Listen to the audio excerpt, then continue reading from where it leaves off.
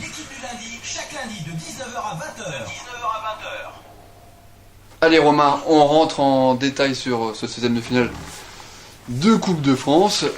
Angers-Noyant, pour le compte de la Coupe de France, le 16e finale reçoit le PSG. On ne pouvait pas espérer meilleur tirage. C'est l'ogre de l'élite, c'est ce qu'on fait de mieux quasiment, je pense, en Europe actuellement.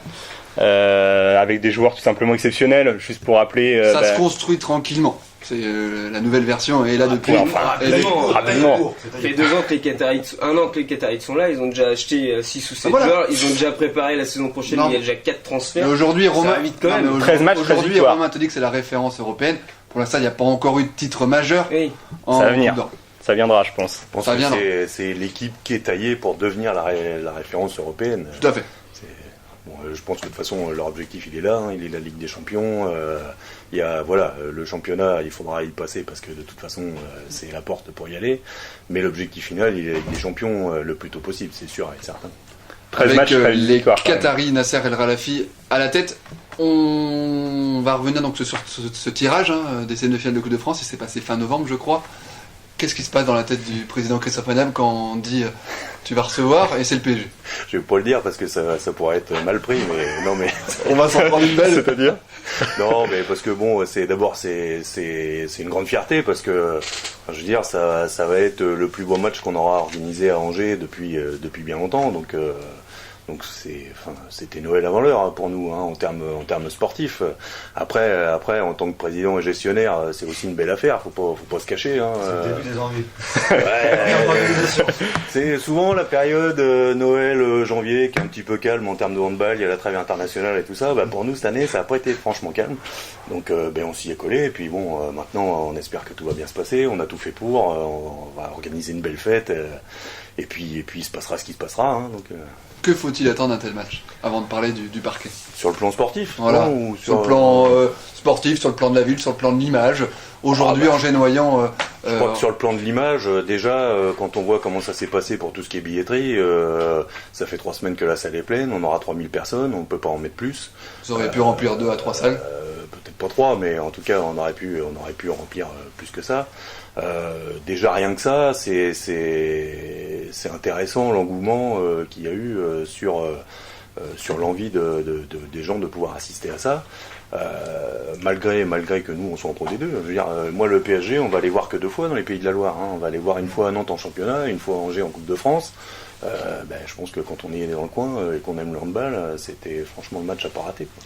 Les finances sont saines en Angers-Noyant, contrairement à d'autres clubs français. Et ça va faire du bien aussi sur le plan financier de remplir les Les caisses. finances sont saines, oui. Les finances Angers-Noyant sont est gérées. réputé Ouais. pour On va être dire, bon les payeur. finances sont C'est bien pas le cas de tous gérées. les clubs. Oui, c'est vrai. Mais cette année, c'est une belle opportunité pour nous parce que le budget est un petit peu compliqué. Il n'était pas complètement bouclé. Ça va nous aider à terminer ça, quoi. Donc c'est pour ça aussi que quand je parlais tout à l'heure avec un œil de gestionnaire, c'était aussi Noël parce que ça va nous permettre de finir la saison tranquillement avant d'en attaquer une autre, quoi. En même temps, faut pas se mentir, en général, plutôt bien loti en termes d'infrastructure, parce que recevoir le PSG, salle Jean Moins, on se dit que pour une fois, la salle sera exploitée à 100%. Même à 105%, il y aurait même du monde sur le balcon. Mais c'est bien. On accueillera les gens qui veulent venir. Aujourd'hui, il y aura Mais, combien de personnes dimanche aux alentours des- Aujourd'hui, des- il y aura 3000 personnes. Ouais. On sera à la capacité maximum. On rajoute des tribunes derrière les buts. Donc ça sera vraiment. La fête du handball, dimanche, 16h, salle Jean-Bois. On va parler du match et on va rentrer en profondeur avec Romain et Fred sur cette rencontre et on va parler des forces en présence. Allez, on parle de l'équipe parisienne, la grosse équipe. Je te dis quoi? Parce que si je commence à parler du palmarès des joueurs, pour jusqu'à... La première question, est-ce que Didier Dinard sera aligné? Ça, c'est pas sûr. Ça, je m'appelle pas Philippe Gardant, donc du coup j'ai pas sa feuille de route. Mais aujourd'hui, il y a du monde à tous les postes. Oui, il y a juste un gardien espagnol qui vient d'être champion du monde. Il y a Mikel Hansen qui a eu une médaille d'or en Europe, au championnat d'Europe, une médaille d'argent en mondiaux, voilà, meilleur joueur en 2011. Et meilleur joueur du mondial 2013. J'avais pas assez de 3 feuilles pour être leur palmarès. On voit Gunnarsson qui joue en Islande, qui a médaille d'argent au JO en 2008, médaille de bronze à l'Euro 2010. Après, dans nos Français, on a Didier Dinard, le joueur handballeur le plus titré au monde. Alors lui, c'est or au JO 2008, 2012, or mondial en 2001, 2009, 2011, bronze aux mondiaux en 2003, 2005, or à l'Euro 2006, 2010 et bronze à l'Euro 2008. Je parle que des sélections, je parle pas de ses titres en club qu'il a eu en Espagne et voilà. Et autrement, on a Luc Air France à Ballot, une détente incroyable. Pareil, qui a aussi un palmarès, voilà. On a Bojinovic, qui est pas un des plus connus quand on connaît pas le hand, mais voilà, quand on connaît le hand, il a été 9 fois champion de France, 7 fois vainqueur de la Coupe de France, 8 Coupes de la Ligue, une Ligue des Champions, voilà, juste pour le palmarès. On a un autre Espagnol, j'ai oublié un autre Espagnol, Antonio Garcia, qui était lui aussi au championnat du monde. Voilà, c'est une équipe qui est monstrueuse. L'entraîneur, c'est Philippe Gardan. Quand on est président, Christophe Allem, quand on entend tous ces joueurs, on se dit, ça serait bien que Gardan y mette l'équipe B, ou on se dit, non, on veut les gros joueurs. Ah non, on veut tout le monde, de toute façon, on va tous les taper, donc tout le monde. Non, mais c'est sûr que pour nous, la fête complète, c'est que ce soit l'équipe type qui soit alignée. Bon, aujourd'hui, je vous mens pas, on pense qu'il va en manquer un ou deux. Bon, on a quand même... Ce serait dommage que ça soit Hansen, par exemple. Bah, Hansen sera pas là. Si, il sera là, Hansen. Ah bah, il est pas. Parce qu'avec le mondial, est-ce que justement. Moi, vu le match qu'il fait hier, vu qu'il rejoue en championnat la semaine d'après, il a peut-être besoin de jouer un peu. Hein, donc, je suis pas si catégorique que ça. Les Français sont quand même sortis depuis longtemps du championnat. Il faut bien penser que le match contre Angers, ce sera le seul match qui sera joué par le PSG avant de reprendre le championnat le jeudi d'après. Donc tout ça, c'est des éléments qui font que on pense qu'il y aura un petit peu de monde. Faut pas oublier non plus que le PSG est sorti de la Coupe de la Ligue et que là, quand ils nous voient battre Istres et qu'ils voient qu'on est un peu dans le haut du tableau de la D2, il faut être un petit peu prudent quand même. C'est là quoi, c'est-à-dire que c'est sportivement réalisable. Peut-on rêver, messieurs, peut-on rêver.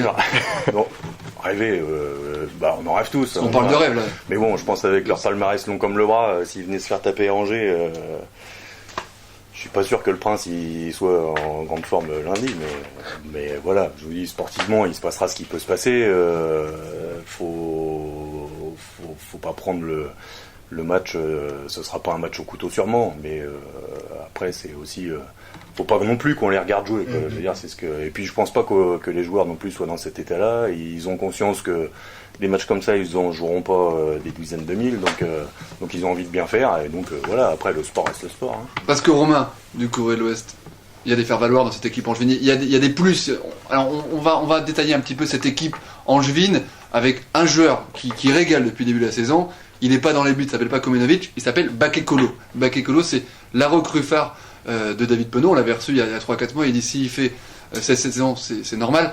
C'était mon choix, je sais de quoi il est capable. Bakekolo, est-ce qu'il peut enflammer une salle Jean-Bouin dimanche après-midi? Il peut, mais quand on voit ce qu'il y a en face, ça paraît assez compliqué. C'est-à-dire que là, effectivement, Bakekolo est peut-être ce qui se fait de mieux actuellement en Pro D2, quasiment. À son poste sur l'aile, mais voilà, aujourd'hui, est-ce qu'il est capable de rivaliser avec les Parisiens sur un match? Ça paraît quand même assez difficile. Je sais pas ce qu'en pense Fred, mais voilà, le PSG handball est largement favori, et même s'il y a un grand Bakekolo, même s'il y a un grand Komnenovic côté angevin. Oui, et puis le palmarès, il est de chaque joueur, il est en proportion à leur gabarit, parce que c'est des beaux bébés quand même côté parisien. Quand tu vois les Hansen, il y a du poids il y a du poids, donc ça renforce en plus cette équipe. Mais bon, au foot on l'a déjà vu, des petits poussés qui éliminaient des ogres, pourquoi pas au handball, et pourquoi pas dimanche à 16h salle Jean-Bouin. C'est quand même plus facile en football. Enfin, j'ai l'impression. Il y a très peu de surprises quand même. Par exemple, de France moins que. Voilà. Je pense que les hiérarchies sont plus établies en handball qu'en foot, parce que tout ça c'est dû aussi à l'impact physique, au nombre de buts. C'est peut-être plus compliqué de créer la surprise. Maintenant, je vous dis, on a des joueurs. Moi, je pense qu'un Bakekolo, il souffre la comparaison avec ce qu'il y a en face. Hein. Je veux dire, sur un match, il peut très bien. Mais bon, voilà, après il est pas tout seul, donc il faut que tout ça soit bien huilé pour arriver à faire quelque chose. Si on perd des ballons, comme l'ont fait les Danois hier, les Danois perdent quasiment tout seuls, ils perdent des ballons autant comme autant, ils perdent 20 ballons sur la partie. Ben ça pardonnera pas. Hein. Donc bon, voilà. Après, Cette rencontre là face au PSG, Christophe Maniab, c'est un peu la récompense de tout votre travail dans l'ombre compliqué. Hein, moi je vais le qualifier comme ça, c'est votre travail compliqué, ce que vous avez récupéré quand même quand vous êtes arrivé à Angers-Noyant, un club c'était assez compliqué. C'est la situation que vous avez retrouvée. Là aujourd'hui, c'est une belle récompense quand même. Ouais, ce qui est compliqué, c'est qu'on est déjà pas au bout. Hein. On a fait qu'une partie du chemin, donc ça c'est une belle première partie. Ouais, mais il y a encore beaucoup de travail à faire sur le club. Et la récompense, c'est sûr, quoi. Moi, je veux dire, tout le monde dans le club. On rêve d'en organiser tous les dimanches des matchs comme ça. Ça arrivera pas, mais imaginez, on les bat dimanche, la semaine d'après, on reçoit Montpellier. Ouais. Hein, on peut arriver à tout. Hein. Ouais, tout à fait, mais on vous sent très, très sérieux sur la question et l'équilibre est fragile à Angers-Noyant. Mais là, vous êtes quand même sur la bonne route avec toutes les bonnes dernières choses qu'on a vues à Angers-Noyant, avec une salle qui se remplit, qui dépasse souvent la barre des 1500 personnes. C'est positif ce qui se passe en Angers-Noyant depuis. C'est ce que je vous disais tout à l'heure, le travail de fond commence à payer. On arrive à produire du beau jeu, on arrive à produire du spectacle, on arrive à avoir beaucoup de monde dans la salle. C'est un petit peu plus difficile les jours où on est en confrontation avec le SCO quand on joue à la même heure. Parce que, bon, même surprenant que vous jouez encore à la même heure. Des fois, on n'arrive pas trop à s'arranger. Mais normalement, là, le dimanche, ils devaient jouer le samedi pendant l'hiver. Là, et ils nous ont promis. Tout à fait. Bon, voilà, mais bon, c'est comme ça, on n'y peut rien. Hein. Mais bon, effectivement, aujourd'hui, c'est un club qui va plutôt bien, qui a un peu le vent dans le dos, hein, après l'avoir eu de face pendant je veux dire, quelques années quand même.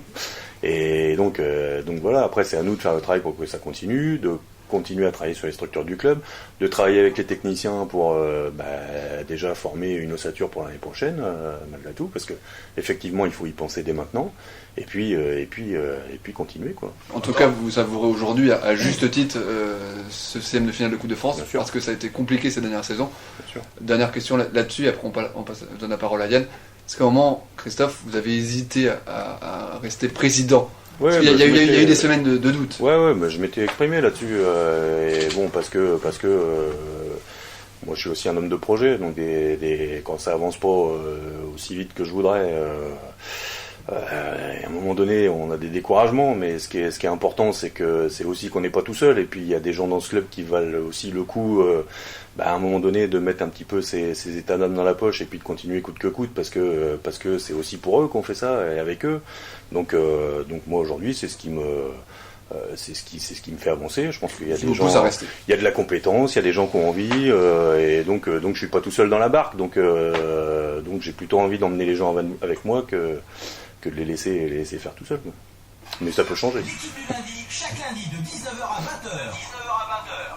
Yann, nous sommes toujours avec Christophe Maniab, le président d'Angers-Noyant.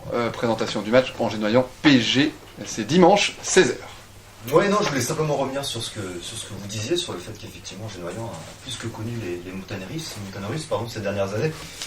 Bon, je vais pas enfoncer le couteau dans la plaie, mais effectivement, on va pas connaître pire que ça finalement c'est clair. Ces 3 dernières années, même si Si, on peut connaître pire. L'équipe n'est pas descendue. L'équipe n'est pas descendue. Émotionnellement, je pense que ça va être très très compliqué à gérer pour un groupe et puis pour un homme comme vous. C'est très compliqué. On a deux fois, on est repêché parce que gestion. L'année dernière, on se maintient au goal average particulier. Donc effectivement, c'est usant, c'est fatigant. Mais quand vous dites ça pouvait pas être pire, oui, ça pouvait être pire. On a connu des clubs qui n'existent plus aujourd'hui, des Saint-Cyr, des Aurillac, des autres. Eux, ils sont plus là aujourd'hui parce que sportivement, ils n'ont pas forcément fait la maille, mais donc, structurellement non plus. Nous, on a toujours été sauvés par notre structure, on a toujours été sauvés par notre gestion. Donc c'est aussi une partie qui fait partie de la vie d'un club. Donc ça aurait pu être pire. Moi, je veux pas voir la chose par le côté le plus sombre. Je dis que sportivement, ça a été difficile, c'est sûr, mais que on a su tenir la barre en termes d'organisation du club et de structure. Ça nous a sauvés. Ça fait qu'aujourd'hui le club fonctionne bien, ça fait qu'aujourd'hui on a pu remettre un peu une impulsion sur le côté sportif, et donc voilà, les choses se remettent en route. Je pense que dans la vie des clubs il y a des cycles, hein, comme dans tout. Voilà, on était au fond de la vague, on commence à revenir, on n'est pas encore arrivé en haut, je pense pas, mais bien parti.